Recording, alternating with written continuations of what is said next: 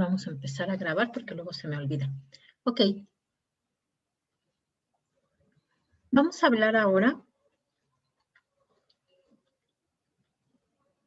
de qué es lo que sucede cuando hay intervención gubernamental según la economía clásica, ¿no? Recuerden que lo que estamos viendo pues son justamente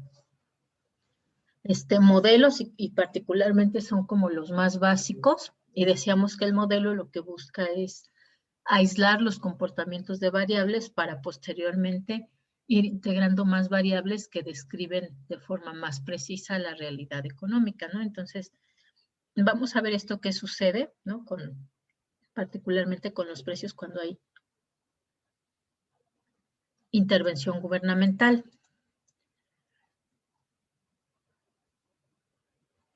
Particularmente nuestra unidad se llama ineficiencia por intervención gubernamental. Sin embargo, pues igual, ¿no? Como hablamos, no siempre la intervención del gobierno es ineficiente, y menos cuando hablamos de monopolios naturales, ¿no? Como es el caso del servicio del agua. Pero vamos a ver qué pasa en otros mercados, ¿no? Recordemos que además, pues se supone que se parte de que estamos en mercados competitivos, ¿no? Donde hay competencia perfecta.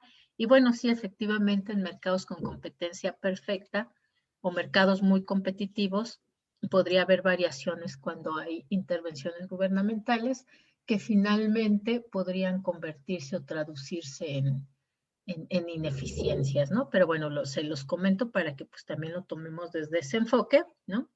Y aparte, pues ya habíamos comentado un poquito la historia de estas teorías, ¿no? Cómo dependen justamente del contexto económico, ¿no? Entonces, en particular, pues estas justamente se enmarcan dentro de la economía clásica, la economía liberal, que lo que busca es pues la liberalización de la economía de tal forma que la intervención del gobierno sea nula o mínima y solamente se encargue de tareas de regulación, ¿no? No de participar en el mercado.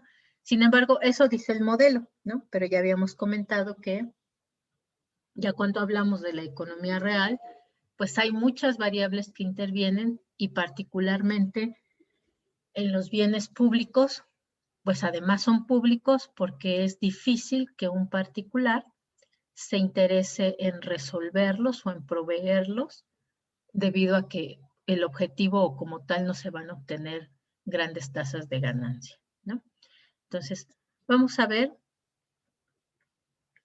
exactamente qué se considera un equilibrio y asignación eficiente, ¿no? La clase pasada habíamos hablado que para medir el bienestar, en qué medida había una mejora en términos de bienestar, pues decíamos, medíamos el excedente total de la sociedad, es decir, sumábamos el excedente del consumidor con el excedente del productor, y esa medida nos daba en cuánto se está incrementando en conjunto el bienestar social. Sin embargo, recordemos que es una medida agregada, este excedente total, ¿no? Es decir, no nos está hablando necesariamente de hacia el interior cómo se está dando esa distribución del bienestar, ¿no? Simplemente dicen suma, es decir, en todo el país, en toda la economía, hay una mejora. ¿Por qué? Porque se están obteniendo un excedente, pero en realidad no nos dice este enfoque que vimos la clase pasada, cómo se va a distribuir entre los productores y los consumidores. Sin embargo, entonces va a haber algunas situaciones en que el mercado por sí mismo no asigne de forma eficiente los recursos, ¿no? Y van a ser normalmente estas tres. Cuando existe un poder de mercado, es decir, no hay mercados competitivos ni competencia perfecta, y ese poder de mercado, pues justamente hace que el bienestar de alguno de estos dos agentes sea mayor, ¿no? Si no hay como tal una situación de competencia perfecta, recordemos que el que pone el precio, pues es el monopolista, ¿no? En un caso de monopolio, en un oligopolio, pues ese grupo de oligopolistas, y entonces el precio va a tender a ser más alto de lo que podría ser en mercados competitivos, ¿no? Otra de las situaciones en las que el mercado no asigna de forma eficiente, pues justamente cuando hablamos de bienes públicos. Los bienes públicos como tal son bienes que es obligación del Estado proveerlos y que ningún otro agente lo haría de mejor forma a como lo hace el Estado, ¿no? Es decir, la cantidad es tanta que ninguna empresa o grupo de empresas tendría la capacidad de proveerlo por completo. Y además, no se van a obtener ganancias de proveer ese tipo de bienes, ¿no? Entonces, es como partimos que los empresarios, pues justamente buscan maximizar sus ganancias, pues entonces no van a ser mercados o productos o servicios que les sean atractivos, ¿no? Por lo cual, pues entonces hay una ineficiencia en cuanto a la cantidad que se podía producir de forma privada y por eso es que mejor el Estado provee esos bienes. También puede darse otras situaciones, por ejemplo, que haya externalidades, es decir, variables que no se habían contemplado. Por ejemplo, el consumo o la producción pues van a afectar a otros productos, ¿no? Como veíamos justamente con los bienes complementarios o los bienes sustitutos. Una de las principales, ¿cómo podemos decir?, intervenciones del gobierno, que además ha sido ampliamente analizada y criticada por la economía, pues es justamente la existencia de los impuestos. El gobierno es el agente que se va a encargar de recaudar esos impuestos y su objetivo será pues incrementar el ingreso público para poder aumentar el gasto y para poder lograr esta función de redistribuir el ingreso. También se crean para corregir distorsiones o fallas de mercado y también en algunas ocasiones para incidir sobre el nivel de alguna actividad económica, ¿no? Por ejemplo, ya ven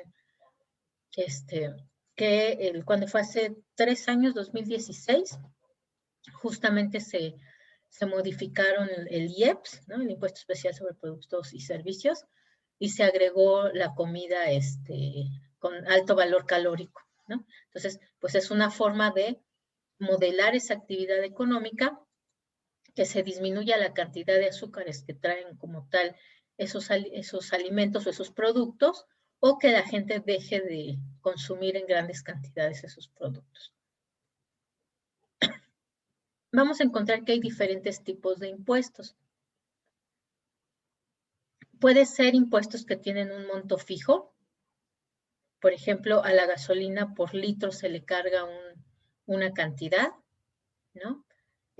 Los cheques, por ejemplo, bueno, estos son en economías donde se tiene, por ejemplo, un banco de gobierno, ¿no? También, por ejemplo, por el cheque pueden cobrar una cantidad, pues por cada cheque expedido te cobran 5 pesos, ¿no?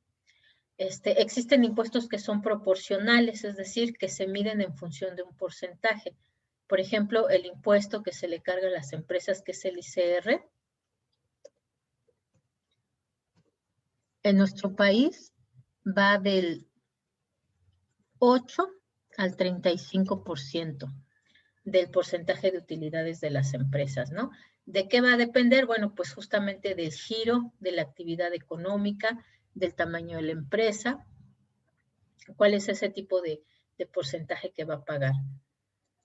Está también, por ejemplo, los que se cobran a los individuos, que también es el IGR, que en este caso el ICR que se cobra a las personas, es decir, a los trabajadores, ahí sí, literalmente es del 35%, ¿no? Que son, pues, las grandes, ¿cómo podemos decir? Las grandes diferencias o las grandes inequidades que hay en nuestro país, ¿no? Mientras que, pues, a las personas que trabajan y que están legalmente inscritas en nómina, se les descuenta un impuesto sobre la renta del 35%, pues las empresas pueden pagar entre un 8 y un 35, ¿no? ¿Por qué entre un 8 y un 35? Pues justamente por esto que decíamos de para incidir en el nivel de actividad económica, ¿no? Hay sectores económicos o actividades económicas que pagan una baja tasa de impuesto justamente con la idea de promoverlos.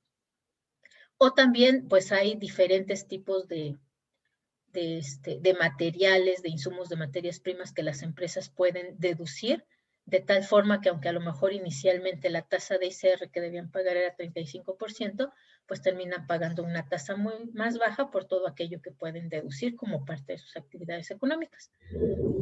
Existen también estos impuestos proporcionales. Aquí le puse al revés. Estaba yo medio disléxica en la noche. Que es, en nuestro país es del 16%, el valor de ese bien o servicio. Sobre el valor se calcula, ¿no? Es decir, lo que cueste le cargamos el 16% más. Si cuesta 100 pesos y le cargamos un porcentaje de IVA, pues serían 116 pesos, ¿no? Pero así dependiendo del valor del producto que vamos a consumir. Están también los aranceles, que son los impuestos a la importación.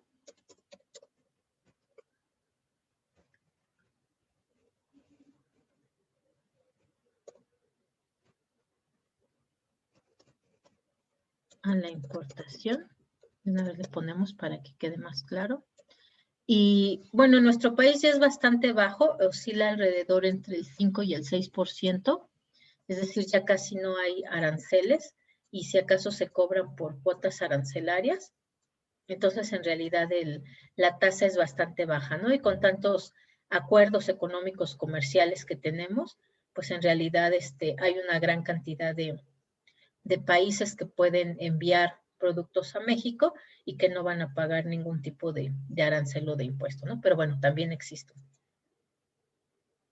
En el caso, por ejemplo, de los impuestos a las personas, en particular, normalmente se pagan también diferentes tasas, ¿no? Y dependiendo del nivel de ingreso. En México, por ejemplo, a partir de, si se gana hasta 5 salarios mínimos, se paga una tasa de impuestos, pues más o menos baja, ¿no? Inclusive se regresa una parte por medio del crédito al salario. Pero, ¿cómo se lee esa tabla? ¿Perdón? ¿Cómo se lee esa tabla? Esta es justamente, nada más que me quedó aquí medio chueca. Pero justamente, ¿no? Es aquí, por ejemplo, se calcula lo Es que que van yo a una vez tener que vi, pagar mensualmente según el nivel de ingreso o nivel de renta. Recuerden que cuando hablamos de renta, estamos hablando de los niveles de ingreso. A medida que se incremente el nivel de ingreso, pues entonces tiene que pagarse una cantidad mayor.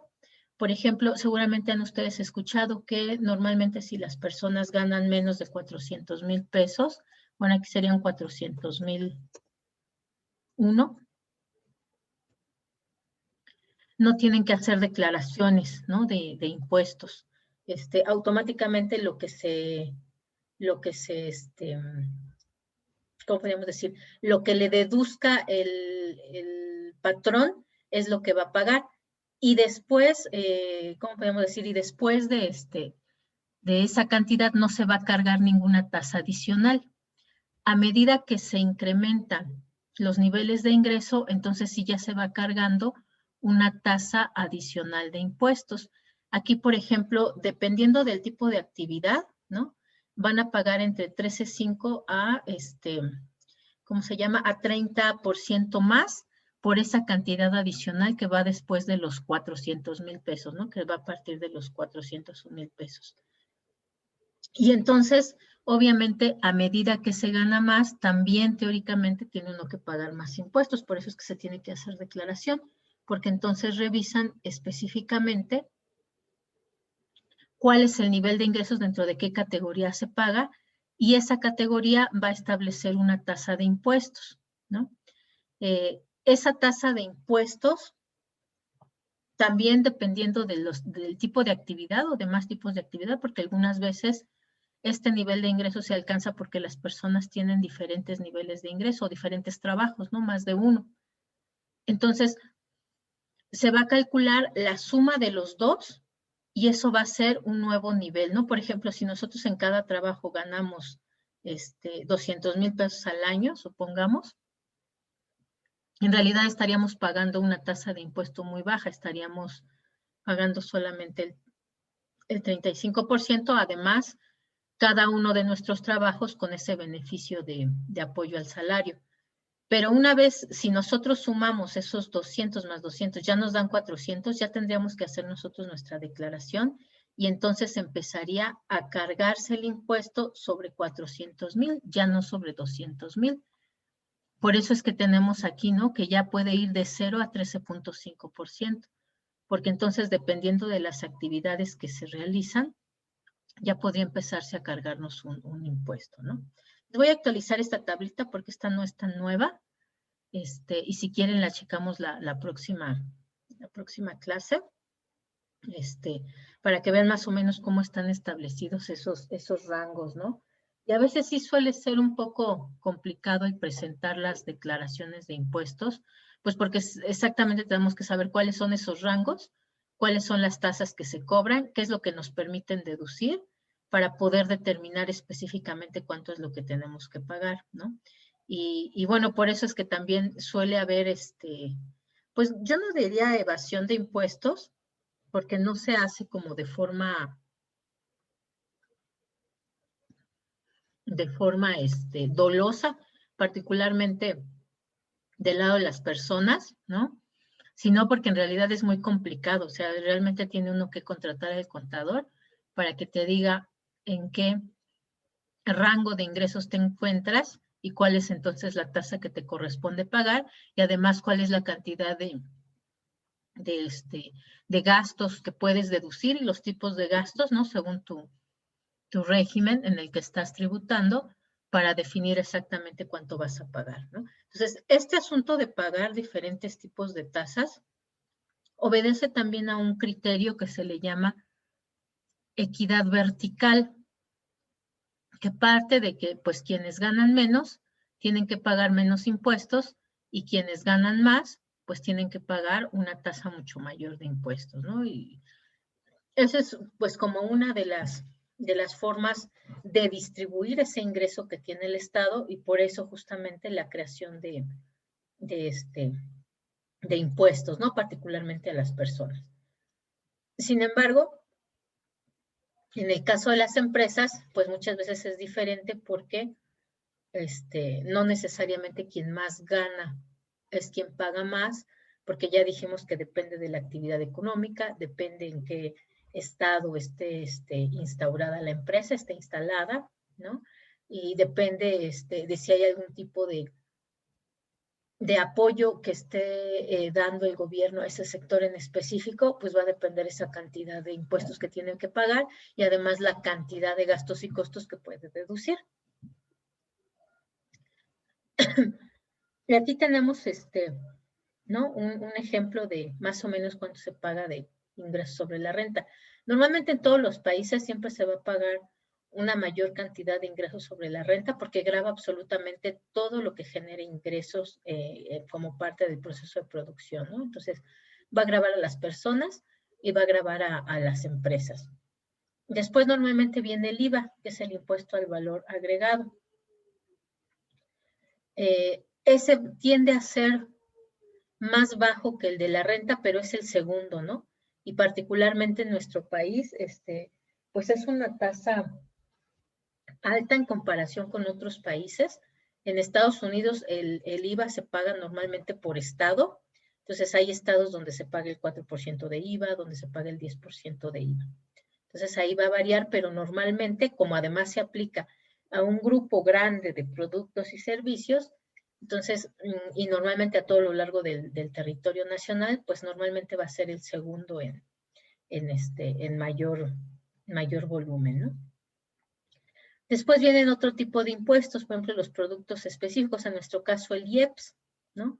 El impuesto especial sobre producción y servicios, que normalmente tiende a ser menor. En el caso de nuestro país ha estado creciendo justamente por lo de las gasolinas, ¿no? Salvo cuando hay disminución del precio de las gasolinas. Y bueno, y hay otro tipo de impuestos, por ejemplo, algunos que se cobran como derechos o aprovechamientos en materia jurídica y los de comercio exterior, que anteriormente, pues los de comercio exterior tendían a ser mucho más altos, ¿no? En la época de sustitución de importaciones, donde justamente la herramienta que se tenía era subir los impuestos arancelarios para tener mayor recaudación y para evitar que se importara.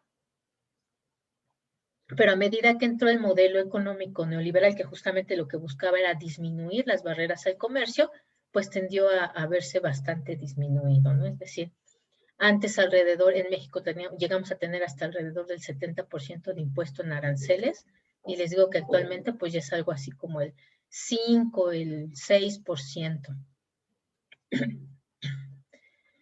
Entonces, cuando se crea un impuesto, se decide cargar un impuesto, pues va a haber ciertos conceptos que son importantes de analizar, ¿no? Por ejemplo, la incidencia. Esa incidencia del impuesto va a ser como tal, pues el estudio de quiénes realmente están soportando esa carga del impuesto. Si estamos hablando que los impuestos se crean para que todos participen pues en la provisión de los bienes públicos y se aplica esta equidad vertical, pues entonces esperaríamos que la mayor carga de los impuestos pues fueran soportadas pues justamente por aquellos que más tienen, ¿no? Sin embargo, pues los impuestos además van a provocar cambios en el equilibrio de los mercados y en este caso, ¿no? El aplicar un impuesto, y ahorita lo vamos a ver, tiene un efecto de incrementar el precio de los productos, entonces pues finalmente los compradores van a pagar más porque pagan el precio más el impuesto, ¿no? Ya decíamos, si el producto vale 100 pesos, pues el comprador tiene que pagar 116 porque además tiene que pagar el IVA. Y los vendedores van a recibir menos, ¿no? Están cobrando 116, pero en realidad ellos solamente van a recibir 100 pesos de esos 116 pesos. Entonces, independientemente de a quién se está buscando cargarle el impuesto, pues normalmente va a haber este efecto doble, ¿no? Los compradores pagan más y los vendedores van a recibir menos cantidad de dinero. Aquí tenemos un ejemplo. Nos dice, es un efecto de 50 centavos sobre los compradores, ¿no? Teníamos nosotros un precio de equilibrio inicial. Aquí nos dice, es barquillos de lado, ¿no? El precio y la cantidad. El equilibrio inicial estaba dado aquí, ¿no? A 3 pesos y se vendían 100 barquillos de helado. La oferta, bueno, era esta y resulta que entonces se va a cargar un impuesto sobre los compradores, sobre el helado, ¿no? Porque además podríamos decir es un producto altamente calórico. Entonces, ¿qué es lo que sucede? Que se va a desplazar la curva de la demanda hacia abajo por una cantidad igual a esos 50 centavos, ¿no? ¿Por qué? Porque pues si ahora en lugar de pagar 3 tienen que pagar 3.50, ¿no? Aquí, entonces va a disminuir la cantidad de bienes que se están demandando. Ese efecto pues produce justamente que se desplace la curva de demanda hacia abajo. A un precio más alto, pues obviamente se van a estar comprando una menor cantidad de barquillos de helado. Aquí podemos ver un poquito mejor ese efecto, ¿no? El precio final que van a pagar los compradores, pues es de 13.50. Acá es cuando el efecto es compartido, ¿no? Sin impuestos, pues originalmente era de 3 pesos, ¿no? Pero realmente lo que van a recibir los vendedores de esos 3.50 que ahora van a pagar, pues van a ser 2.80, porque el resto, los 50 centavos, van a ser para el Estado, ¿no? Pues que aquí lo ponen 3.30. ¿Por qué lo ponen 3.30? Bueno, porque si lo subimos hasta 3.50, entonces todavía se desplaza más esta curva, más hacia acá, y todavía entonces se compraría una menor cantidad. Entonces, el vendedor, para tratar de que no sea tan fuerte ese impacto en la disminución de la cantidad demandada, pues decide compartir con el Estado, ¿no? Dice, bueno, pues ok, pues pones el impuesto, yo voy a tratar de darlo un poco más bajo para que no disminuya tanto la cantidad demandada, para que tú puedas tener tus 50 centavos, ¿no? Sin embargo, aún así, aun cuando haya este reparto o esta cesión por parte del precio inicial que se tenía sin impuesto, aún así hay un desplazamiento hacia abajo, ¿no? ¿Por qué? Porque pues simplemente de 3 pesos que se pagaban, que estaba aquí el equilibrio, pues ahora pasa a 3.30. Como pasa a 3.30, pues entonces se va a demandar una menor cantidad. Pero ahí lo que Es están decir, viendo es de que su ganancia no se ve afectada, profesora, no, porque, o sea, lo mismo es, porque, por ejemplo, podríamos hacer las 100, vender los 100 barquillos, pero igual dar los 350 y ya serían 125, ¿no? Pero, y seguirían teniendo su misma ganancia, pero ¿por qué se baja? ok, pues justamente, ¿no? Porque no puede subir los precios así de golpe, ¿no? Por eso es que él está cediendo 20 centavos. Si él Pero ¿por qué le está decidiera, quitando 10 piezas al comprador? porque a 3.30 hay una menor demanda de barquillos. O sea, inmediatamente la gente antes compraba a 3 pesos y compraba 100. Pero si sube el precio, pues ahora la gente va a comprar menos, porque de todos modos el ingreso de las personas no cambia, ¿no? Entonces va a haber personas que decidan a 3.50 ya no comprarlo. Y por eso es que disminuye a 90, ¿no? Porque simplemente aquí entre 90 y 100 hay un cúmulo de personas que van a decidir ya no comprar sus helados, ¿no? Porque es más caro el precio. Entonces, si efectivamente se subiera hasta 3.50, es decir, en lugar de aquí, déjame ver si la puedo agarrar. No, bueno, voy a poner otra. Nada más me agarro un solo puntito.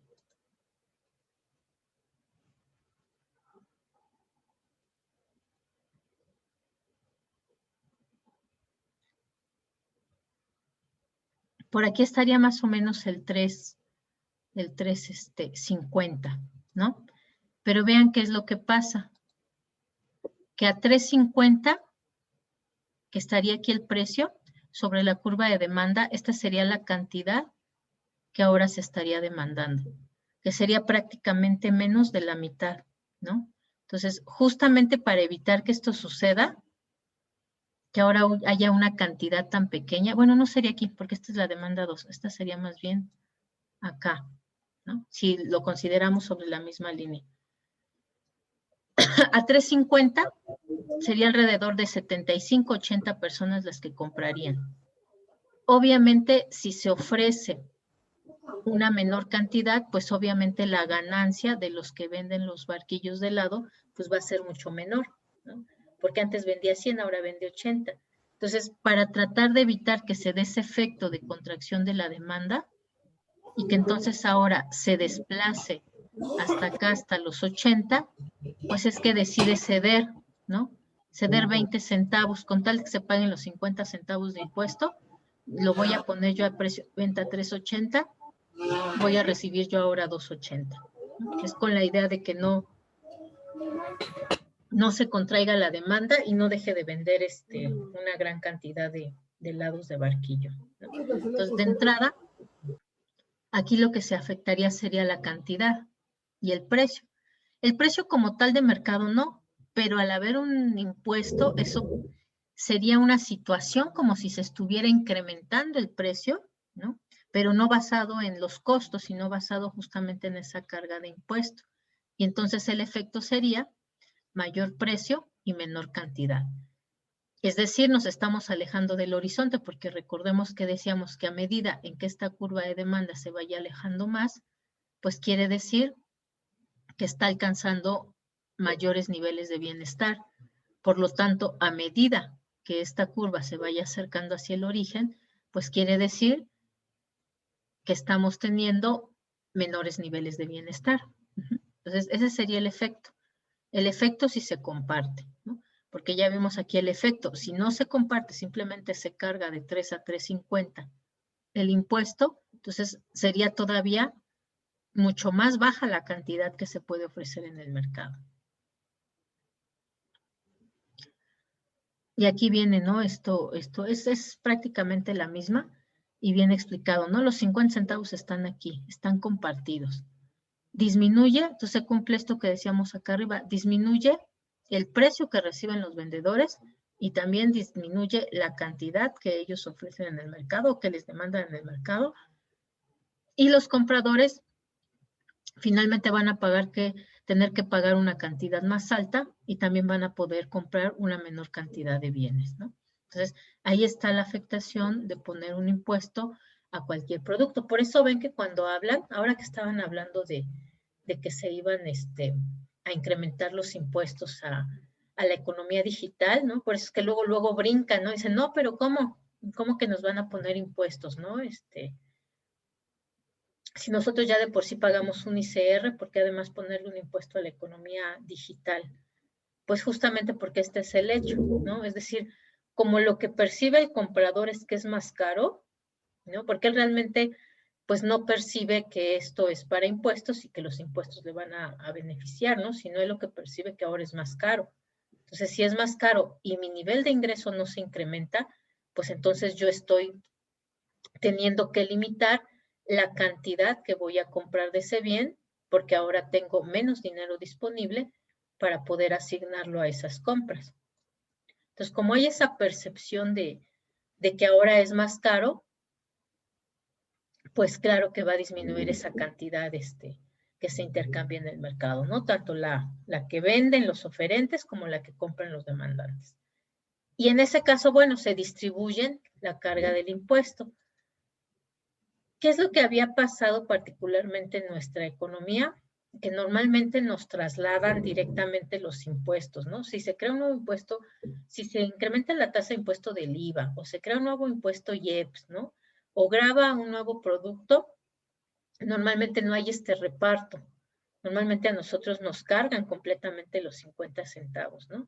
Sin embargo, si observan que ese incremento del precio pega mucho en la cantidad que pueden vender, entonces muchas veces sí pueden aceptar esta situación donde se comparte lo que cada quien va a estar pagando como parte de ese impuesto. Y eso, ¿quién paga esa cantidad de impuesto? Pues justamente es el estudio de la incidencia.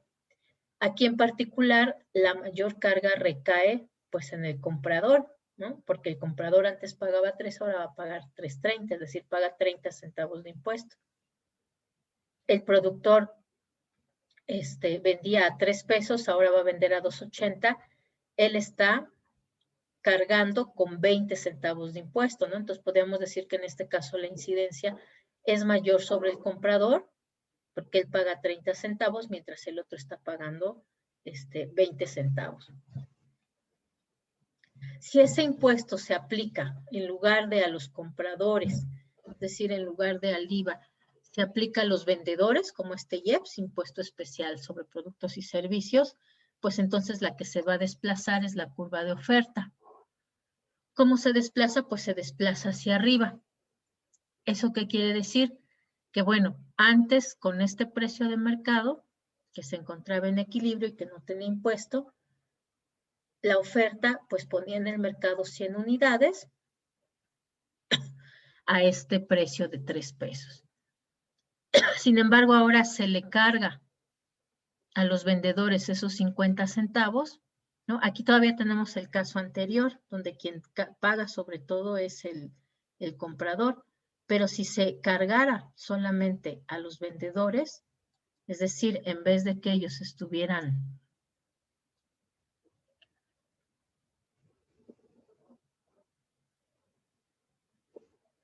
pagando 20 centavos y ellos pagaran los 50 centavos, es decir, en realidad ellos estarían recibiendo 2.50 en lugar de 3, pues entonces también vean la cantidad, ¿no? Este es el original, vean la cantidad que reducirían lo que venden, ¿no? Porque para que yo reciba 2.50, no, pues en realidad no me interesa vender tanto de ese producto, ¿no? Entonces, pues voy a poner una cantidad menor. Entonces, vean, ese sí, ¿no? Que está aquí sobre la primera línea de oferta, vean cuánto disminuiría la cantidad, ¿no? También aproximadamente en 70 unidades solamente estarían dispuestos a colocar. Entonces, pues también ahí, si se carga solamente al oferente, pues habrá una disminución en la cantidad. Él recibirá como tal una menor cantidad de ingreso, ¿no? Si él paga todo el impuesto, no se verá afectado como tal la cantidad que van a pagar los consumidores, Pero ¿a pero poco de también todas formas, ellos no van disminuiría a la poder, cantidad que compran? ¿perdón? Pero ¿a poco también disminuye la cantidad que compran? Sí, claro, pero no disminuye porque ellos decidan disminuirla, ¿no? Si no disminuye porque ahora hay menor cantidad en el mercado. Es decir, aunque ellos quieran comprar más, como los oferentes no están dispuestos a ofrecer más porque ganan solamente 2.50 por cada unidad, pues entonces no van a poner más en el mercado. Si no ponen más en el mercado, pues de todos modos los consumidores van a poder comprar menos, ¿no? Entonces, a lo mejor el precio no se mueve, en el caso de los consumidores, el precio sigue aquí en 3 pesos para ellos, pero como sí se mueve para los productores, entonces de todos modos va a haber el mismo efecto de disminuir la cantidad que hay disponible en el mercado, ¿no? Y recordamos porque aquí justamente están los datos agregados, ¿no? Es decir, si fuera solamente la situación de un oferente, puede decir, híjole, ¿no? Ahora yo voy a tener que pagar 2.50, solamente voy a recibir 2.50 por cada una de las unidades que vendo. Ah, bueno, tengo buenos costos de producción, es más, estoy aprovechando escalas de producción. Bueno, pues no hay problema, yo sigo ofreciendo lo mismo, aunque me paguen menos. Pero en realidad, ¿no? Cuando ya hacemos la suma de todos, pues vamos a tener que hay productores que pues simplemente van a decir, no, pues es que yo a 2.50, pues en realidad no me conviene vender, no me conviene producir eso, pues mejor no produzco nada. Y pues los demás que ya tienen cosas en el mercado, pues que lo vendan a ese precio de 2.50, a mí no me conviene, yo mejor me dedico a otra actividad. Entonces, justo como el dato es agregado, no es solamente de uno de los productores, entonces si deja de producir uno, pues deja de aportar una cantidad, ¿no? Aunque los otros sigan vendiendo lo mismo, ¿no? Todos juntos 70, lo que aportaba este vendedor que decidió salirse del mercado, que a lo mejor eran estas 20 o estas 30 unidades, pues entonces ya no van a estar disponibles en el mercado, ¿no? Entonces, ese es el efecto que tiene los impuestos, ¿no? Incrementan los precios para los compradores y pues también disminuyen los niveles de ingreso para los vendedores. Y aquí, bueno, está un poco más clarito porque tiene menos rayas, ¿no? Este era el anterior equilibrio, cuando no había impuesto. Vamos a encontrar entonces ahora este nuevo equilibrio, ¿no? Con el desplazamiento de nuestra curva de demanda. Y si la que se desplaza es la oferta, pues entonces queda acá, pero también queda con una menor cantidad que la inicial que teníamos de 100. Entonces, ese es como tal el efecto de un impuesto sobre el precio de mercado de los productos. Y si se incrementa el precio, pues simplemente hay este efecto de disminuir la cantidad disponible. Esto es lo mismo, ¿no? Cuando el impuesto es al productor, y lo que se desplaza es la curva de oferta, o cuando el impuesto es al consumidor, que se desplaza la curva de demanda, ¿no? Y en ambos casos, vean, pues la situación es la misma. Si se desplaza, disminuye la cantidad a un precio más alto, y aquí en este caso, que se desplaza la curva de oferta, pues también va a ser una menor cantidad a un precio más alto. Entonces es similar, ya sea si el impuesto se carga por el lado de la oferta o se carga por el lado de la demanda, ¿no? Es decir, el resultado será un precio más alto y si hay un precio más alto en el mercado, pues entonces obviamente la cantidad también será menor. ¿Qué es lo que pasa con el excedente del consumidor y el productor? Pues ahorita lo vamos a agregar, ¿no? Nada más recordemos que el excedente del consumidor, pues se medía, ¿no? Como ese triangulito o esa área que estaba por encima del precio de equilibrio. Acá tendríamos nuestro precio de equilibrio. Y esta diferencia que hay entre lo que las personas que iban a comprar tenían destinado o dispuesto a pagar, ¿no? Con lo que realmente pagaron en el mercado, eso es nuestro excedente del consumidor. El excedente del productor, pues es aquello que está justamente aquella área que está sobre la línea de oferta y que implica el precio que ellos estaban dispuestos a recibir por las diferentes cantidades que podían colocar en el mercado. El excedente del productor pues será justamente la diferencia que hay entre lo que realmente recibieron y lo que ellos estaban dispuestos a recibir. Ya cuando lo tenemos juntito, ¿no? Pues en nuestras curvas de demanda y de oferta podemos observar ambos y además recordemos, ese creo que está más abajito. Ajá, acá. Recordemos que si se ubicaba en algún punto por aquí, entonces en realidad lo que íbamos a tener es un exceso de oferta. Y si se ubicaba en algún punto por acá debajo, pues más bien íbamos a estar en una situación de escasez, ¿no? Pero bueno, vamos a regresarnos a estos, ¿no? Vamos a ver cómo se mueve ese beneficio del productor y beneficio del consumidor. En este caso, ¿no? Que se mueve nuestra curva de oferta, por ejemplo, aquí disminuye, se incrementa, ¿no? Deciden aumentar más la cantidad de mercancía que van a poner a disposición,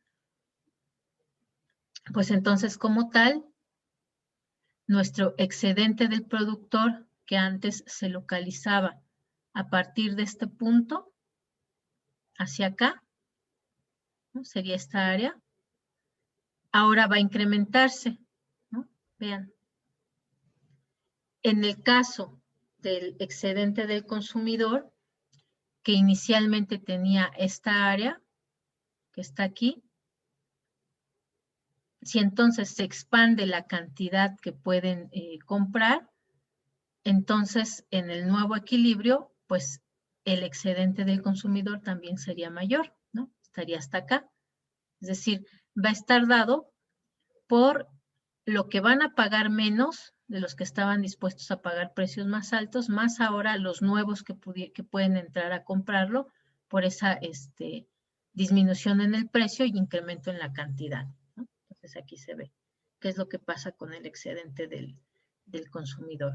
Si aumenta la demanda y hay un mejor precio, un precio más bajo, pues obviamente habrá un incremento de la cantidad que están dispuestos a comprar. Aquí por el lado de la... ¿Aquí qué fue? Ok, aquí fue movimiento de la oferta, aquí es movimiento de la demanda, ¿no? Teníamos inicialmente esta demanda, se incrementa la demanda. Anteriormente teníamos esta área que era el beneficio del productor. Al incrementarse la demanda, pues entonces se va a incrementar también el beneficio, ya lo moví, el beneficio del productor, ¿no? Antes era este triangulito azul claro. Una vez que el precio se incrementa y que también la cantidad disponible se incrementa, pues entonces el beneficio del productor también es más grande, ¿no? Por el lado del beneficio del consumidor o del excedente del consumidor, en una situación inicial, este triangulito que está aquí, azulito más era lo que teníamos como beneficio o excedente del consumidor, y una vez que se desplaza de forma positiva la demanda, con mayor cantidad, aunque tenga un poco de mayor precio, esto va a ser como va a crecer ese excedente del consumidor. Entonces decíamos, ¿no? Bueno, en este caso, por ejemplo, se decide, que es otro de los, como de las injerencias que puede tener el Estado, ¿no? No solamente el cargar impuestos, sino también, por ejemplo, establecer precios máximos o mínimos. Ya ven que, por ejemplo, en particular, ya hay pocos, cada vez hay menos productos que están protegidos, ¿no? Que no se puede incrementar más allá de cierto nivel el precio. Y en particular, pues es la tortilla, la leche, son como de esos alimentos que no se permite que se incrementen de forma acelerada el precio hacia el consumidor, ¿no? Porque además son productos básicos. Pero bueno, decide el Estado colocar un precio máximo para evitar que se incremente tanto los precios de estos productos, ¿no? Entonces, lo que hace es fijar un precio máximo, pero al fijar ese precio máximo, el precio que originalmente se tenía como precio de equilibrio, pues va a tender a incrementarse. Si se incrementa ese precio, entonces nos ubicaríamos en esta área, ¿no? Que está aquí, que se acuerdan que decíamos que era esta área.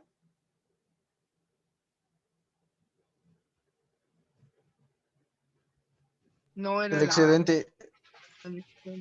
Era una abundancia, ¿no? Es decir, un exceso de lo que los productores están dispuestos a colocar.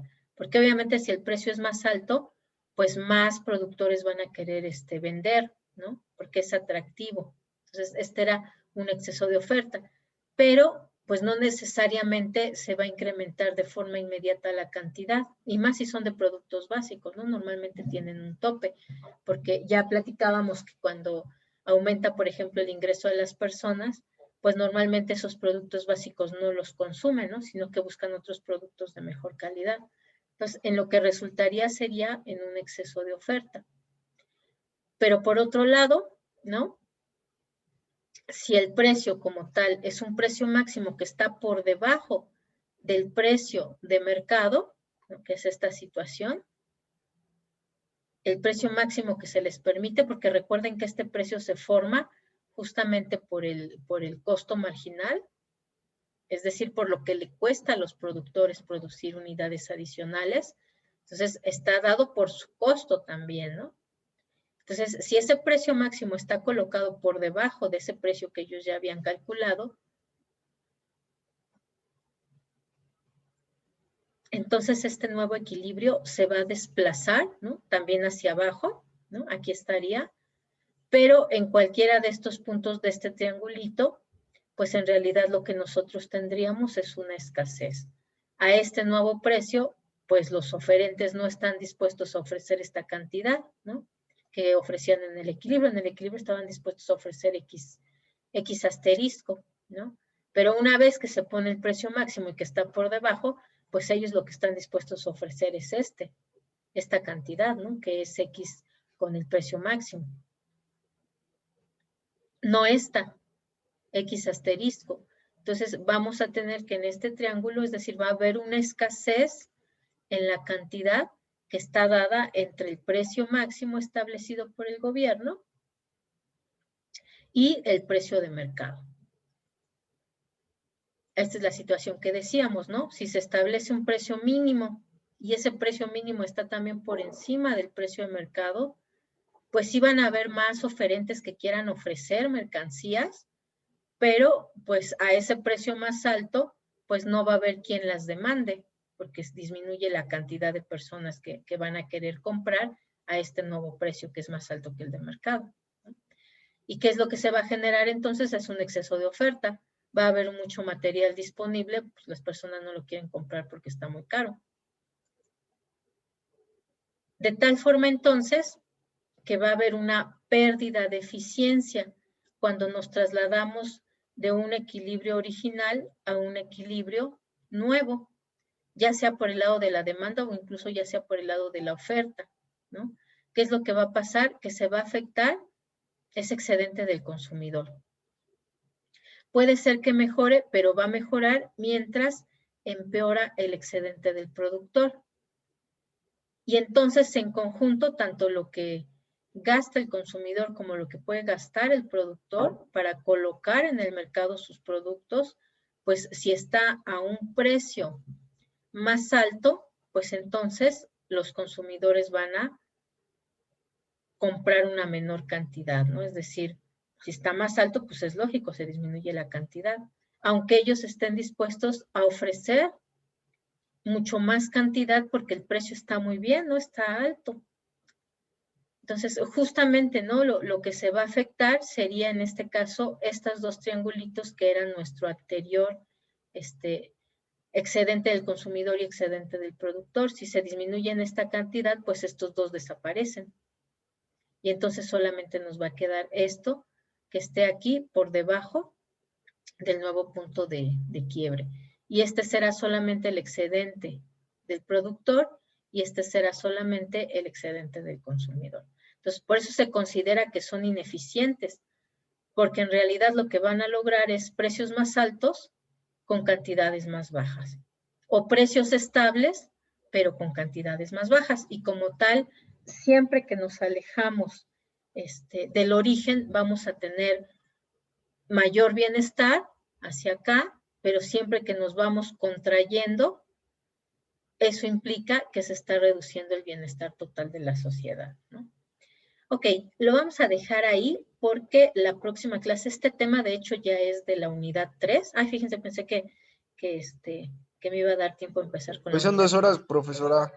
¿Ah, sí? Ah, sí, ¿verdad? Entonces empezamos. Ah, sí, es cierto, siempre se me olvida. Es que como hay uno que tengo el lunes, vamos a empezar entonces con este tema, que como tal este ya es de la unidad 3, pero preferí dejarlo aquí justamente para relacionarlo con esto que ya vimos, ¿no? De cómo se afecta el excedente del consumidor y el excedente del productor. Déjenme solamente, me voy a servir más tecito, porque si no, se me seca la garganta y empiezo tose y tose. Espérenme un segundito.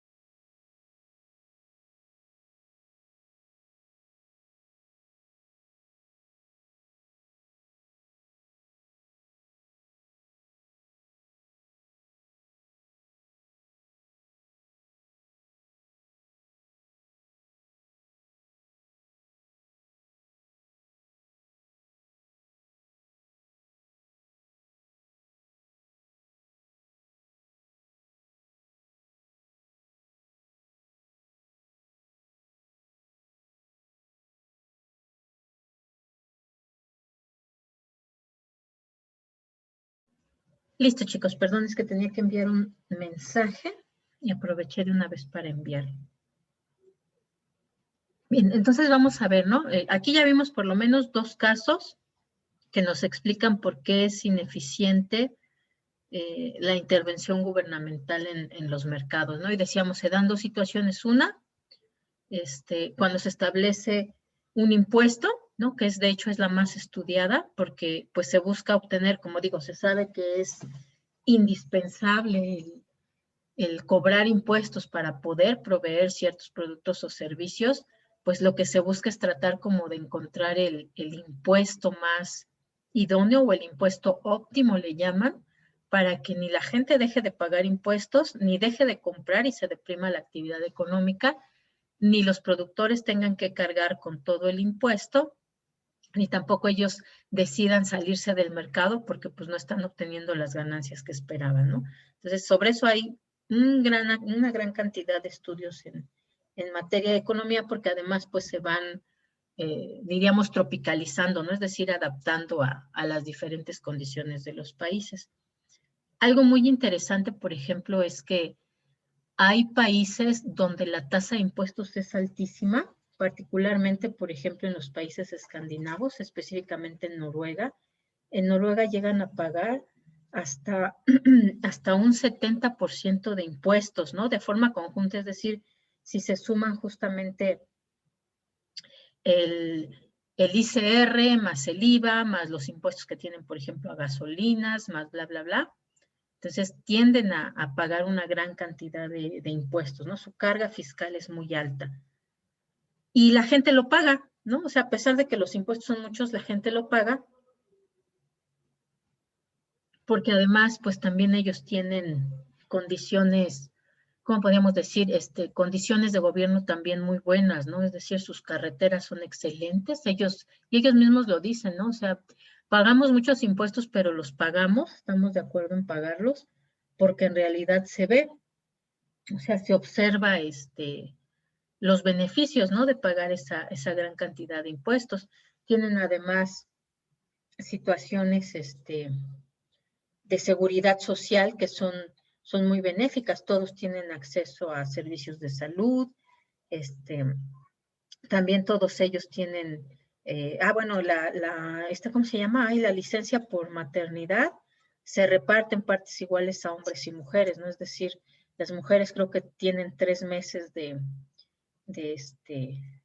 licencia por maternidad, pero también existe una licencia con paternidad que también existe aquí en México, pero aquí en México creo que les dan 5 días, y allá en Noruega es la misma cantidad de tiempo que le dan a las mujeres, de tal forma que incluso se puede combinar, es decir, si la mamá decide, no, pues yo me quiero quedar los 6 meses con permiso de maternidad, tomo yo los 6 meses y tú no tomas nada, ¿no? O nos combinamos, como lo más difícil es justamente los primeros meses después de que nace el chilpayate, pues entonces a lo mejor el papá toma 2 meses y le deja que la mamá tome los otros 4. Entonces, también, por ejemplo, lo que anunciaron, ¿no? De cuando empezaron a dar aquí en la Ciudad de México su cajita su canastilla para bebés, ¿no? Pero para todos a través del Seguro Popular, que creo quién lo dio, no recuerdo si lo dio Ebrard o lo dio Mancera.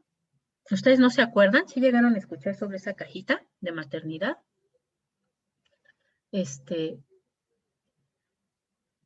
Ahora verán, les daban, creo que pañales, unos biberones, no recuerdo qué más. Pero igual, por ejemplo, en Noruega, ahí cualquier mujer que salga de cualquier hospital, también por parte del Estado, tiene su cajita de maternidad, ¿no? Le llaman canastilla, que tiene cositas así básicas para que puedan empezar con su recién nacido, pañales, ropita, biberones, chupones para recién nacido, etc. Entonces, y ellos mismos lo dicen, no es que la ciudad está limpia, no hay problemas de inseguridad, o sea, vemos que el gobierno está trabajando, entonces pues, no tenemos problema en pagar esa tasa de impuestos. A lo mejor si fuera un poco más alta sí ya tendrían problema, pero en general están de acuerdo en pagar esa tasa de impuestos, ¿no? Y hay países, por ejemplo, en particular, yo digo más que países, estados, ¿no? Como los nuestros, que pues la gente no está dispuesta a pagar un centavo más de impuestos porque en realidad pues no lo ven, ¿no? Y eso era algo muy claro, por ejemplo, bueno, yo creo que todavía, nada más porque ahora hay pandemia y no, ya no he salido tanto, pero en el Estado de México, por ejemplo, eso era evidente, ¿no? Es decir, época de lluvia se inunda todo, hay baches por todo. Época de secas, hay polvo por todos lados y como no se taparon los hoyos de la época de lluvia, pues entonces, pues todavía están los famosos hoyos, ¿no? La delincuencia es muy alta, no mucha gente tiene acceso a servicios de salud o los servicios de salud se encuentran muy lejos de los municipios. Entonces, obviamente, en este tipo de países, cuando no se ve el impacto que tienen esos impuestos, pues la gente vamos a estar tendientes a querer pagar una menor cantidad de impuestos, ¿no? Por eso es que hay tantos estudios. ¿Cuál es el nivel de impuestos óptimo para cada uno de los países? ¿No?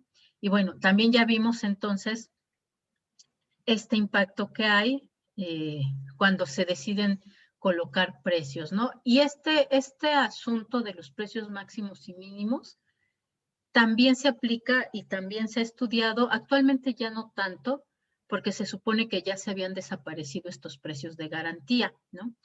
¿Saben ustedes qué son los precios de garantía que ahora los volvió a aplicar Andrés Manuel? ¿Sí han escuchado sobre ellos?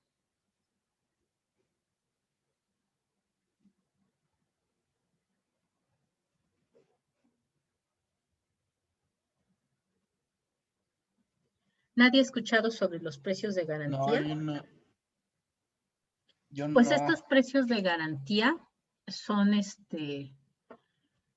precios que se les van a pagar a los productores por ejemplo, por tonelada de maíz o tonelada de frijol, ¿no? Creo que lo aplicó a 3, a frijol, maíz y creo que caña de azúcar. Y están estudiando si lo aplican a otros productos.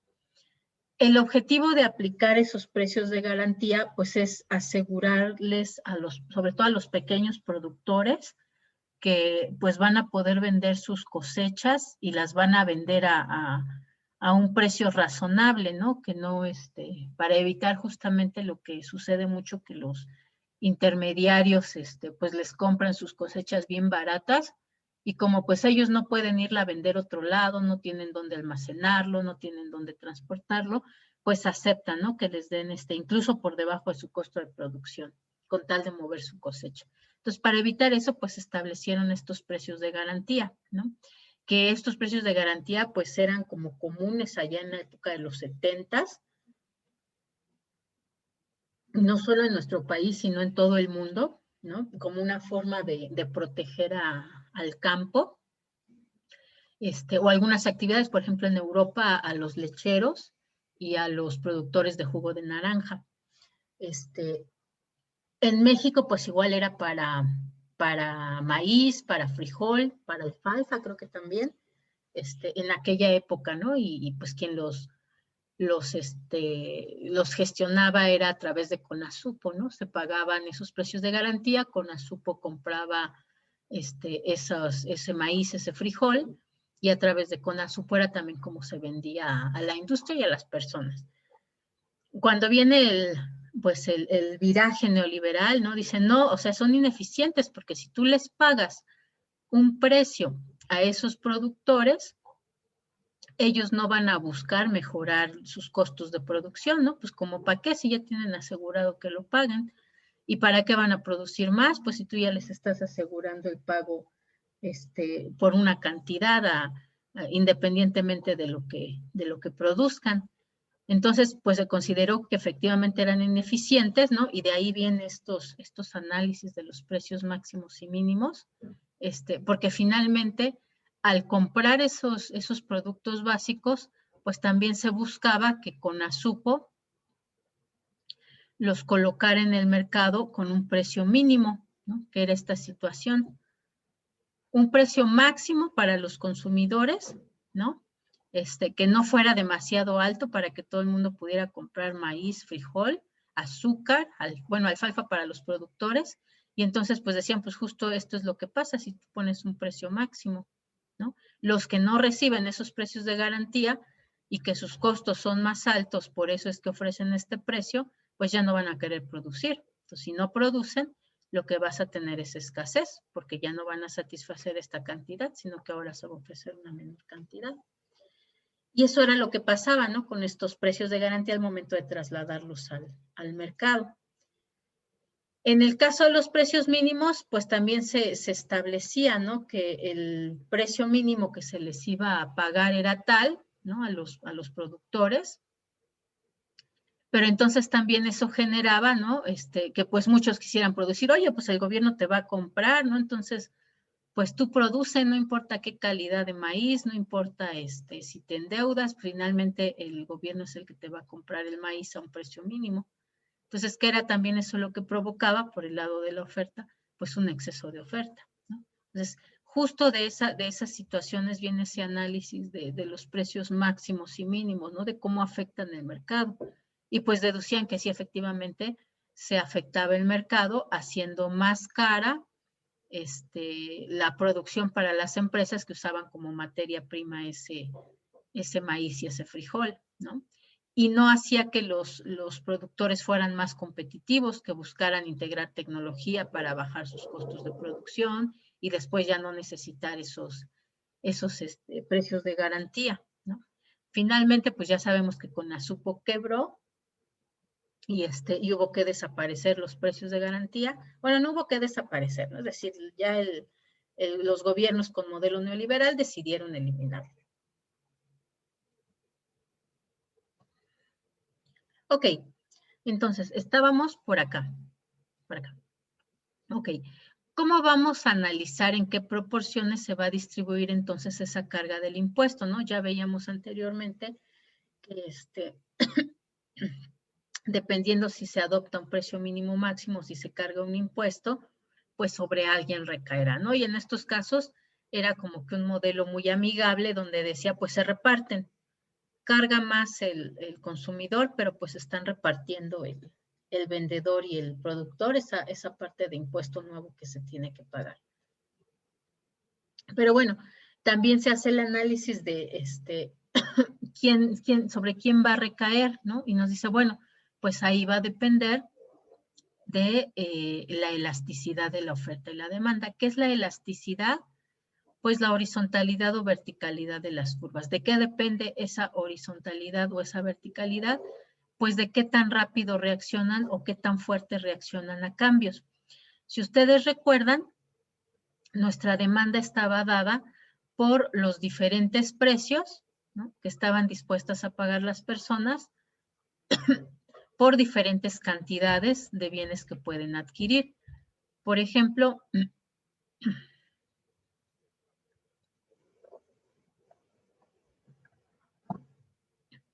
en este caso,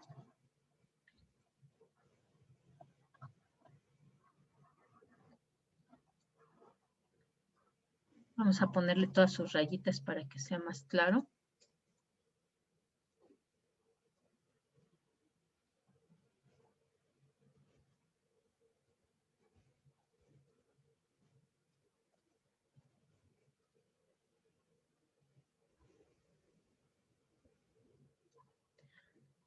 Si ven en este caso, la reacción ante cambios en el precio y cantidad es muy pequeñita, ¿no? Es decir, si hay una disminución importante del precio, no cambia tanto la cantidad que demandan, ¿no? Es decir, es muy poquita.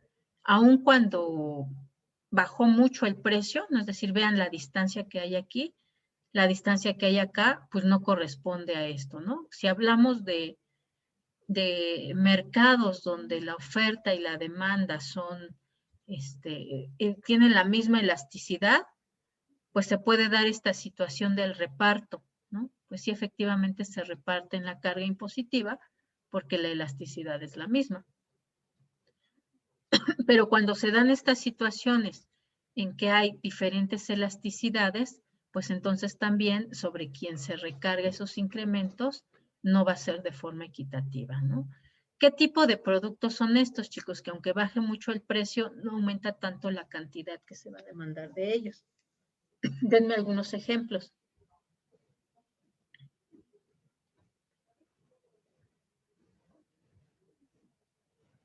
¿Cuál qué? ¿Qué tipo de productos, aunque baje su precio, no se van a consumir en mayores cantidades?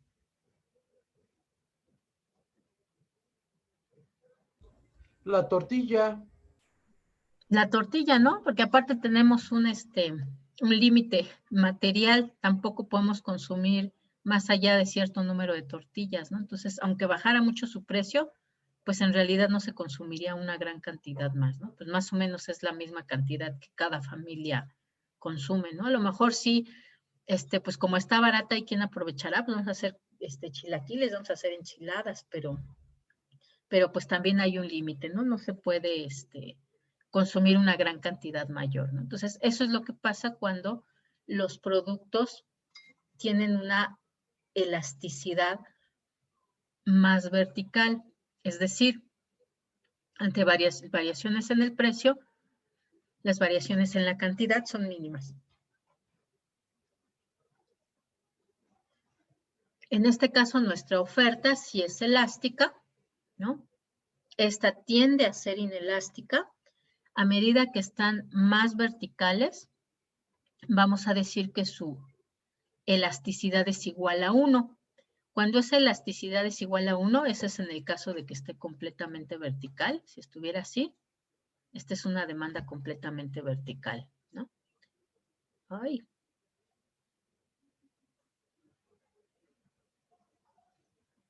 Ya lo moví. Ok, ahí está. Va a ser igual a 1.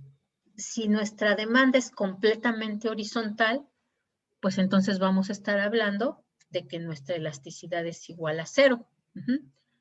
Mientras más inelástica sea esa demanda, pues entonces sobre quien va a recaer el precio o el incremento de ese precio, es decir, una vez que se carga el impuesto, originalmente era el precio sin impuesto, una vez que se carga el impuesto y que se reparte también entre lo que reciben los vendedores y lo que paga los compradores, si vemos, hay una mayor parte que van a estar pagando los compradores, ¿no? Esto era el precio que inicialmente pagaban, se carga el impuesto, van a tener ahora que pagar los compradores este precio final del producto que implica esta carga impositiva. Los vendedores pues también van a poner una pequeña parte, ¿no?, de esos impuestos. Antes ellos recibían esta cantidad, ahora van a recibir ellos este precio, entonces va a tender a disminuir la cantidad que están dispuestos a ofrecer, ¿no? Y va a disminuir hasta acá. Pero vean, ¿no? A ese precio, quienes cargan como tal con el mayor impacto del impuesto, pues van a ser los compradores, ¿no? Sí, efectivamente se va a demandar una menor cantidad, no va a ser tanta como en el ejemplo anterior, porque solamente hay un desplazamiento de aquí a acá de nuestra demanda. Si fuera esta demanda todavía más elástica, vean, el efecto sería todavía reducir una mayor cantidad hasta acá, ¿no? Aquí donde queda, reducir hasta acá la cantidad que ahora se va a demandar. No se reduce tanto la cantidad porque es inelástica, pero aún así sí hay una pequeña reducción. Pero ¿quiénes terminan pagándolo? Pues los compradores.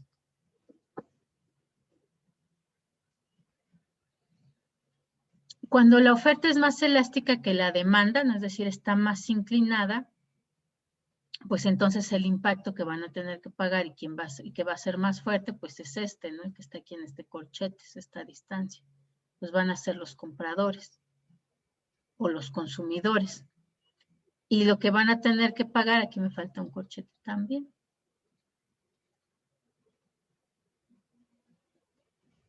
Lo que van a tener que pagar los oferentes, pues es solamente este pedacito, ¿no? Es decir, el impacto es más fuerte para los consumidores que evidentemente para los vendedores.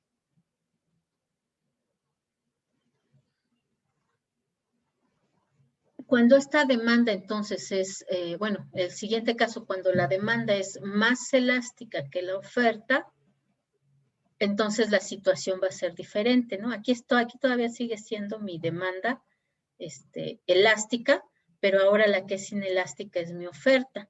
¿Eso qué quiere decir? Vamos a ponerle sus rayitas para que sea más claro.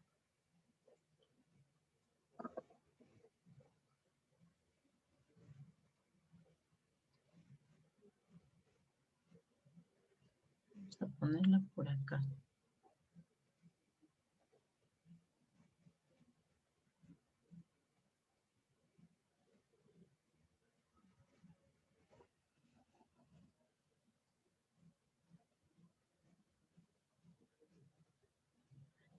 ¿Eso qué quiere decir?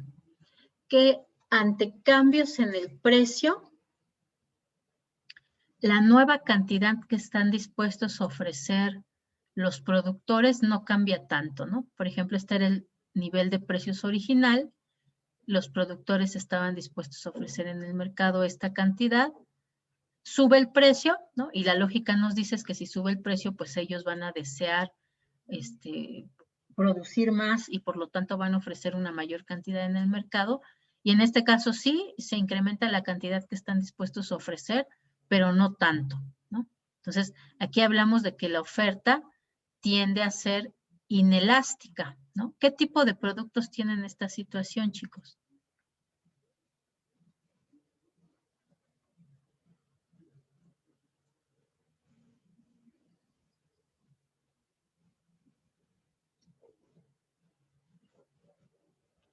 Piensen en productos que tienen una oferta inelástica.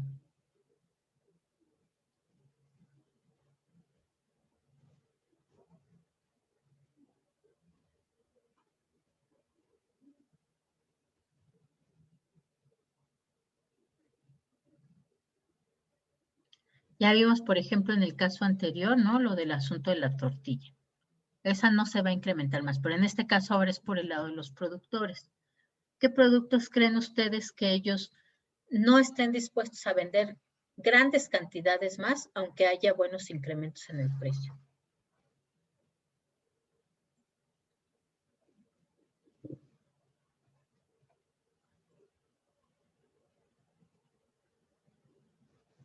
¿Quién anda por ahí? A ver, Naomi.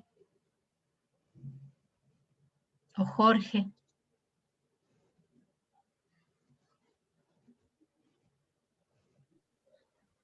¿Me puede repetir la pregunta, maestra, por favor? Son productos que aunque se incremente mucho su precio, los productores no estarían dispuestos a vender más cantidades. Un ejemplo. O estarían dispuestos a vender, pero muy poquitas más cantidades, no tantas.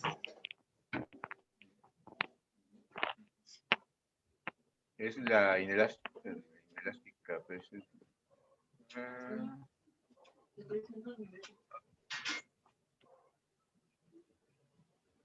Un ejemplo puede ser lo que se adquirió o el salario. En el caso del salario no, porque acuérdense que son bienes que ofrecen los productores, ¿no? El salario, bueno, lo perciben los asalariados, Sí. pero como tal ellos no lo ofrecen. Ok.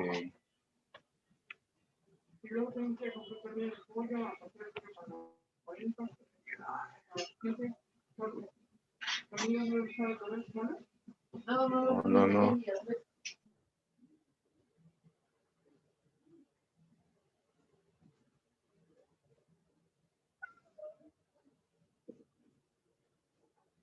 Aquí, por ejemplo, les doy yo un ejemplo, ¿no? A ver si con eso ustedes imaginan otros. Aquí serían, por ejemplo, los bienes de lujo, ¿no? Aunque se incremente mucho el precio, pues en realidad los productores no van a estar dispuestos a producir muchas cantidades más, porque si ellos ofrecen más cantidades, pues entonces el precio va a tender a bajar y su ganancia va a tender a bajar. Y ya no van a ser bienes de lujo, porque si todos pueden adquirirlos, pues entonces dejan de tener esa exclusividad, ¿no? Entonces podemos colocar aquí bienes de lujo, bienes exclusivos. Por eso es que muchas veces seguramente ustedes escuchan, ¿no? Tenemos la nueva edición del auto fulanito de tal, ¿no? Y solamente hay 200 unidades disponibles.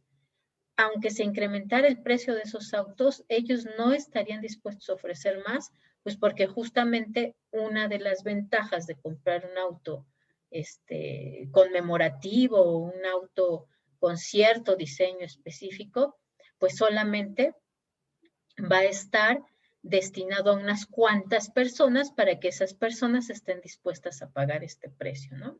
Normalmente cuando se le da este enfoque de exclusividad a un producto, pues entonces aquellas personas que tienen mejor nivel de ingresos y que además les implica un nivel de estatus el adquirir esos productos, pues van a estar dispuestos a pagar precios mucho más altos, ¿no? Por eso es que los oferentes pues no estarían dispuestos a ofrecer mayores cantidades, porque entonces se pierde esa exclusividad y entonces cualquiera podría adquirir ese producto, ¿no? Entonces, ese sería el ejemplo. Si ustedes tienen alguno, a ver, piénsenle. Acciones en la bolsa, no sé, podría ser tal vez. No, eso sí, si suben las acciones, los precios de las acciones en la bolsa, ahora verán. Bueno, sí puede ser, ¿no? Si Una suben empresa mucho el no hace precio, más acciones, ¿o sí? ajá, no van a comprar más porque además están los riesgos, ¿no? A lo mejor sí compran un poquito más al subir el precio de las acciones con la esperanza de que suba más, pero tampoco van a comprar tantas porque qué tal que es una especulación y entonces pierden, ¿no? Sí podría ser de ciertas empresas. Sí podría ser las acciones de ciertas empresas. También, por ejemplo, ahí podría darse el caso de la sal, ¿no? Aunque subiera mucho el precio de la sal, pues los productores tampoco estarían dispuestos a colocar mayores cantidades o grandes cantidades de sal en el mercado, ¿no? ¿Por qué? Pues porque también la cantidad de los consumidores que la van a comprar, pues más o menos va a ser la misma, ¿no? Es decir, no van a decidir comprar más simplemente porque está más cara, ¿no? Pues no, hay una cantidad límite que consume el cuerpo, entonces, pues no van a consumir más. Entonces, pues, ¿para qué ofrezco yo mayores cantidades? Aunque esté muy bueno el precio, si en realidad, pues, la gente no va a tender a comprar mayor cantidad de sal, ¿no? Entonces, sí queda más o menos claro cuáles son las situaciones donde hay una oferta que es inelástica. Ok. Cuando hay esa situación, ¿no? Que la oferta tiende a ser inelástica, no es completamente inelástica, porque completamente inelástica querría decir que es así, ¿no? Que está completamente vertical, ¿no? Simplemente tiende a tener una inelasticidad. Entonces, cuando se da esta situación, que la demanda es más elástica que la oferta, entonces el incremento en el precio, voy a quitar ahora sí estas, ya no las necesitamos para no confundirnos con las punteadas. El incremento que va a haber en el precio por pagar un impuesto, vean, este era el nivel de equilibrio que se tenía pagando un precio sin impuesto. Al momento en que se carga el impuesto, pues entonces como de por sí es inelástica la oferta, pues entonces quienes van a terminar pagando más, pues van a ser los vendedores, ¿no? Porque en lugar de recibir esta cantidad de ellos, ahora van a recibir esta. Déjenme copio este corchete. Es decir, lo que ellos perciben va a disminuir de esto que teníamos de esto que teníamos en este corchete, que estaba acá con el precio sin impuestos, ahora se va a reducir. De tal forma entonces que quienes van a pagar una mayor cantidad de impuesto son los vendedores, porque ahora ellos van a percibir solamente esta cantidad, ¿no? Ya no van a percibir esta, van a percibir esta. Y quienes pagan menos cantidad de impuestos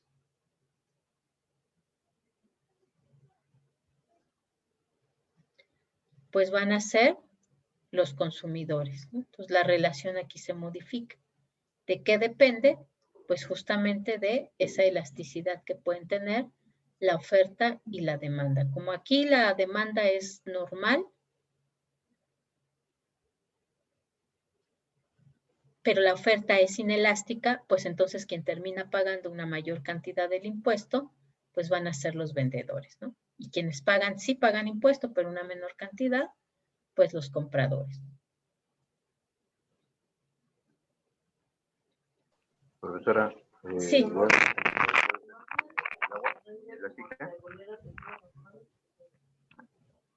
Sí lo estaba escuchando, pero ahora ya no lo escucho. A ver, ¿se me escucha? ¿Me escucha ya? Sí, ya, Bueno, ya lo escucho. Sí. Un ejemplo también de la inelástica puede ser el agua. Ah, también, por ejemplo, ¿no? Por supuesto, ¿no? La oferta de agua sería inelástica, exactamente, ¿no? Aumenta el precio y no deja de consumirse. Exactamente, ¿no? O sea, el agua no dejaría de consumirse, prácticamente sería la misma cantidad, ¿no? Porque usamos la misma cantidad de agua nosotros. Y también, ¿no? Los oferentes, si ofrecen una mayor cantidad, ¿cómo se llama? Si hay un mejor precio, aunque sea más atractivo el precio, pues en realidad tampoco estarían dispuestos a ofrecer una gran cantidad mayor, ¿no? Pues porque hay esa limitante de la cantidad que normalmente consumimos de agua, ¿no? Sí, exactamente podría ser esta situación del agua. Además, aquí le sumamos, ¿no? Que la oferta, particularmente en nuestra ciudad, pues solamente es una empresa, ¿no? Y en general, en todos los municipios, normalmente solamente va a haber una empresa que brinda esos servicios, ¿no? De dar el agua, que es el Estado. Entonces, sí, justamente su oferta tendería a ser muy inelástica. Pues igual los medicamentos.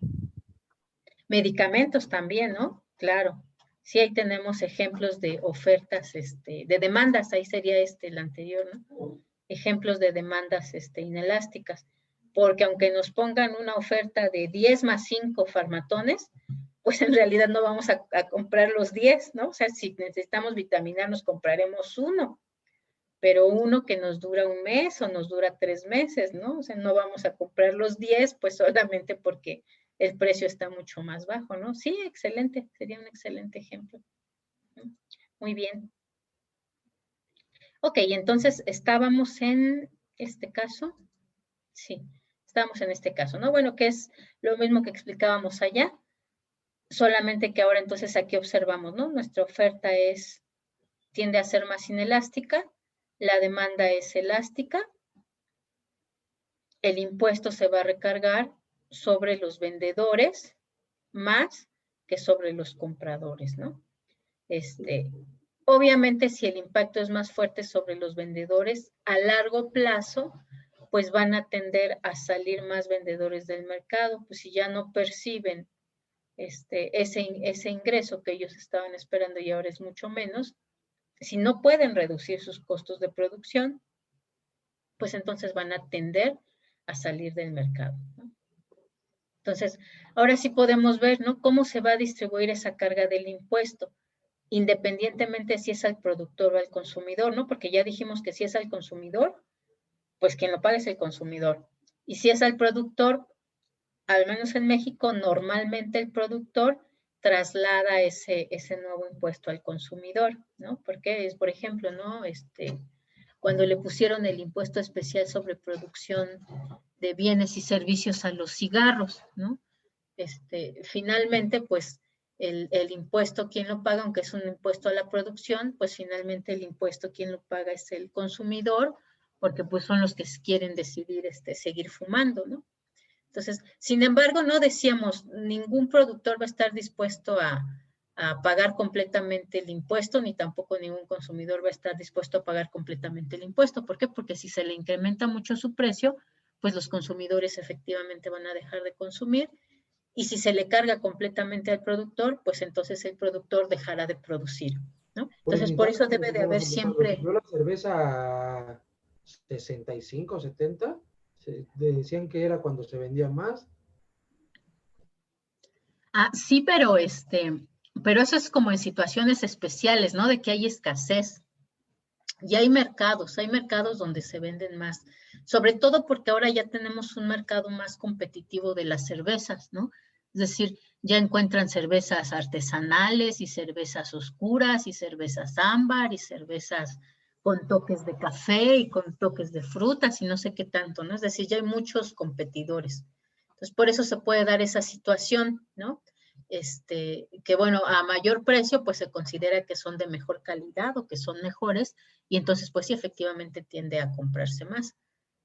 También eso se da en algunos productos, ¿no? Si de repente encontramos que está muy barata la cerveza, pues también así sería una desconfianza, ¿no? De que no, quién sabe qué tendrá, ¿no? ¿Qué tal que ni cerveza es? Me vaya a dejar ciego, particularmente en el alcohol, ¿no? Ahí en el alcohol, pues justamente la situación es que si lo encontramos muy barato, pues decimos, no, ha de ser pirata, ¿no? Y si es pirata, capaz de que me deja ciego. Entonces, por eso es que ahí no se da esa situación, ¿no? De que a medida que disminuye el precio se va a consumir una mayor cantidad. Ahí justamente tendríamos una demanda que tiende a ser inelástica, ¿no? Y que al contrario, mientras más sube el precio, puede darse esta situación de que se va a consumir una mayor cantidad. Vamos a, si quieren, dibujamos esa situación. Me parece interesante verla. Ay, no, aquí no. Vamos a colocarla acá. Vamos a servirnos de algunas de estas.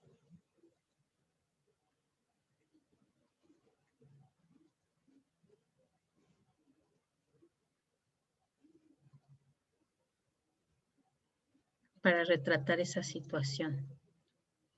Ahí tenemos ya nuestro eje. Vamos a ponerlo aquí.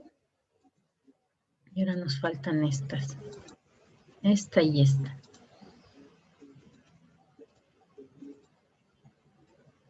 Ok, tenemos una demanda. Y nos falta la oferta.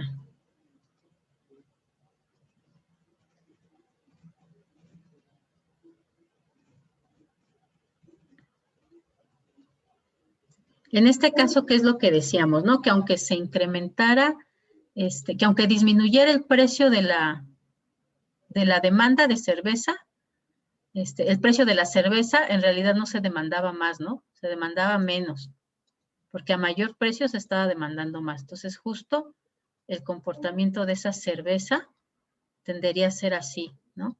Aunque baje el precio, no se vende más, ¿no? Porque nos da desconfianza. Pero en la medida en que sube el precio, sí incluso podemos tender, ¿no? A lo mejor inclusive hasta podría darse una situación así. Ahora que veamos elasticidades, vamos a ver cómo si hay productos, ¿no? Que inclusive la demanda toma formas contrarias, ¿no? A medida que se incrementa el precio, se consume más. Es decir, va a tender a tomar una situación así como si fuera casi de oferta, su comportamiento.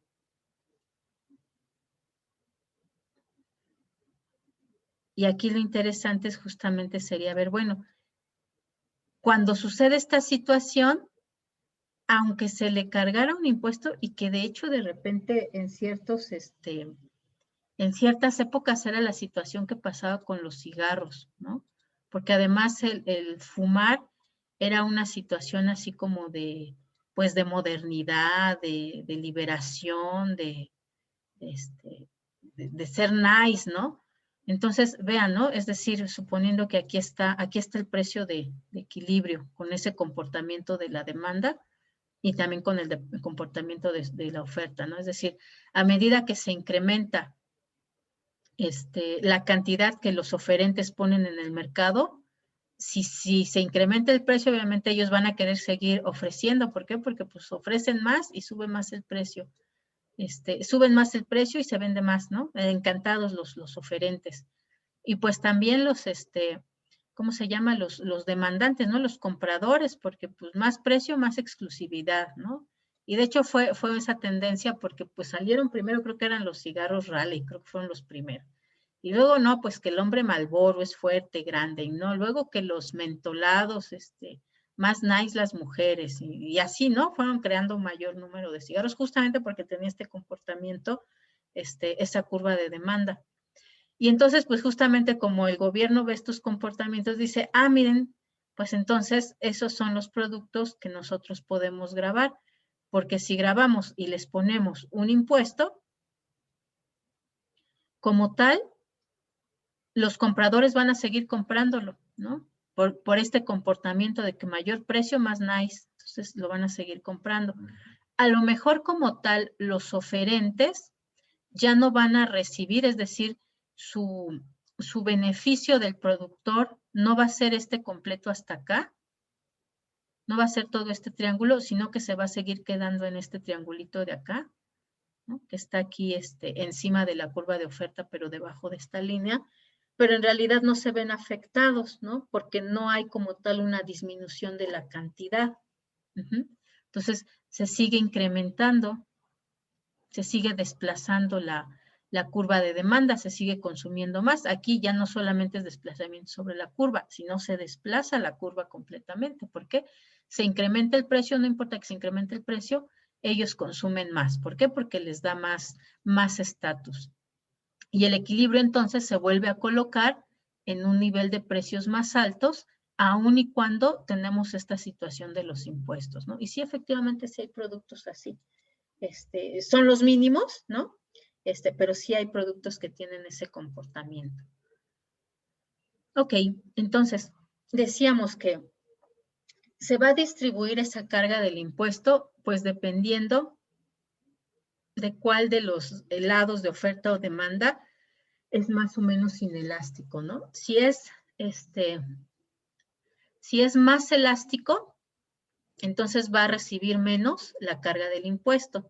Si tiende a ser más inelástico, entonces va a pagar una mayor cantidad de ese impuesto.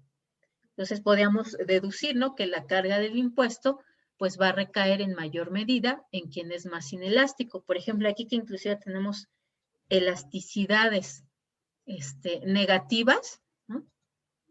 Podríamos decir que sobre quien va a recaer completamente esa carga del impuesto que se agregue, pues va a ser directamente sobre los consumidores, ¿no? ¿Por qué? Porque ellos son los que no solamente son inelásticos, sino son más que inelásticos, están todavía por encima de ese valor de elasticidad igual a 1, ¿no? Pero bueno, pues a ellos no les afecta, porque mientras más alto es el precio, pues entonces también van a seguir consumiendo más, ¿no? También eso de repente puede pasar con la cerveza, porque da también cierto nivel de estatus. Estos comportamientos, pues justo salen de la economía clásica, porque acuérdense que la economía clásica, uno de los primeros supuestos que tiene es que los sujetos son racionales, ¿no? Y para que los sujetos sean racionales, pues implica que si el precio sube, pues entonces la cantidad que se consume va a disminuir, ¿no? Ese sería como un comportamiento racional. Este comportamiento, para la economía clásica, sería un comportamiento irracional, ¿no? O sea, ¿cómo que sube el precio y compras más? O sea, para ellos esto sería irracional. Pero bueno, sí hay mercados efectivamente que tienen estos comportamientos, ¿no? Entonces, eso también, por ejemplo, se puede dar sobre todo en artículos que son suntuarios, por ejemplo, tristemente, ¿no? En las figuras, por ejemplo, de marfil o lo que pasó en el mercado del borrego cimarrón. ¿Ya les había platicado sobre el borrego cimarrón o no? No. No, bueno, pues el borrego cimarrón, pues es un borrego, ya ven ese que tiene sus cornamentas enormes, así muy atractivas, y se estaban extinguiendo, estaban ahí ya prácticamente solamente quedaban unos que estaban en una isla allá en Baja California, porque pues justamente eran muy apreciados por sus cornamentas, ¿no? Los cazadores tendían a buscar dónde cazar, particularmente los de Estados Unidos, donde sí hay gremios de cazadores muy grandes, ¿no? Entonces resulta que pues ya se estaba extinguiendo el borrego cimarrón. Dijeron, ¿qué hacemos? No, pues vamos a tratar de recuperarlo. ¿Cómo recuperamos? Pues necesitamos invertir dinero para reproducirlos. Bueno, pero ¿quién lo va a poner? ¿No? Y además hay que crearles un hábitat, porque también su hábitat, pues salirse desplazando, pues ya no es adecuado para ellos. Entonces, pues justamente idearon el hacer ¿cómo se llama? El crear una unidad medioambiental donde venden los permisos para cazar a los borregos cimarrones, pero son muy caros, ¿no? Cuesta alrededor de $50,000 el tener un permiso para cazar un borrego cimarrón. ¿Quiénes lo pueden pagar? Pues justamente pues los cazadores americanos, ¿no? Que además les da estatus a ellos el tener un una cornamenta, una cabeza de un borrego cimarrón, ¿no? Entonces, pues justamente ahí pasa esto también. En la medida en que se incrementa el precio del permiso de caza del borrego cimarrón, pues también se incrementa la cantidad de cazadores que quieren hacerlo porque eso les da estatus, ¿no? No cualquiera puede pagarse un permiso para cazar un borrego cimarrón. Es muy exclusivo. Entonces, ahí justamente también pasa esta situación que mencionabas que pasa con la cerveza, ¿no? Más cara se vende más barata pues se deja de comprar. Pero son bienes como muy específicos, ¿no? Que nos hablan sobre esta situación de salud, ¿no? Que podría recaer, que nos hablan de esta situación de estatus. Y está más o menos claro esto de las elasticidades, chicos, porque la próxima clase vamos a ver elasticidades. Bueno, pero la próxima clase va a ser hasta el siguiente jueves, porque lunes y martes vamos a tener taller con INEGI, aunque ese taller más bien es para herramientas que nos van a servir para la última unidad. Como ellos dijeron que a lo mejor después iban a estar más ocupados, por eso es que los pedimos de una vez que empezando noviembre nos dieran los talleres, ¿no? Entonces, vamos a interrumpir un poquito este tema de las elasticidades, las vamos a retomar hasta dentro de una semana, pero lunes y martes tenemos taller con INEGI. El lunes vamos a tener, ahora verán que era el taller sobre un simulador de agua, que eso les va a servir no solo para esta materia, sino para las otras que llevan. Y vamos a ver el martes, vamos a ver mapa digital, que también ahí pueden incorporar cuestiones de agua, de población, de más cosas, para que ustedes sepan usar esas herramientas de INEGI. ¿Vale? ¿Les parece? Entonces, no falten, por favor, lunes y martes. Voy a mandarles correíto a los demás del grupo, porque de veras que les va a servir, y les va a servir no solo para esta materia, sino en general para su carrera, ¿no? Les va a ser muy útil el conocer las herramientas y además el tener el contacto con estas dos personas. Además, ellos son muy accesibles, ¿no? Y ellos mismos dejan su correo, sus datos, para que si ustedes necesitan alguna información, los pueden contactar directamente, ¿no? Entonces, porfis, no falten lunes y martes. Y ahí avísenle a sus compañeros, a los que tengan todavía en el grupo del chat, avísenles que por favor no falten, porque están muy buenos esos dos talleres de INEGI, que nos pueden dar y les puede servir. Además, creo que llevan ustedes una materia de SIG, ¿no? Les puede servir para esa materia y para las otras materias que llevan este semestre, que además pues llevan todo esto del proyecto prototípico del agua. ¿Va que va?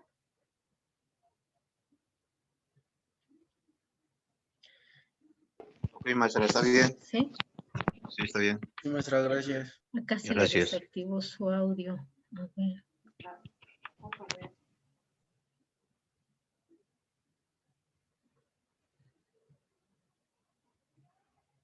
Ok, creo que ahora sí ya tiene activo su audio, Carlos. Pero bueno, entonces en eso quedamos, chicos. Va que va. Y no echen, de una vez les voy a subir estos apuntes y por favor repásenlos, ¿no? Y repásenlos con la bibliografía que les dejé para que lo tengan muy fresquecito y no se les haya olvidado ahora la próxima semana, el jueves, que veamos como tal elasticidades, porque vamos a ver otras elasticidades. Aquí nada más vimos elasticidad, precio con respecto a los impuestos, ¿no? Pero vamos a ver elasticidad precio de los productos, vamos a ver elasticidad ingreso, y creo que otro es el de precio de los alimentos o algo así, ¿no? Entonces, necesito que tengan muy fresquecitas estas ideas de lo que vimos hoy, para que no se corte el tema que vamos a empezar la siguiente semana.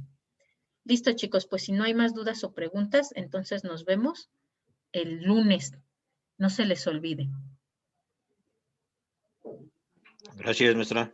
Nos Nos vemos, vemos, muchas chicos. gracias.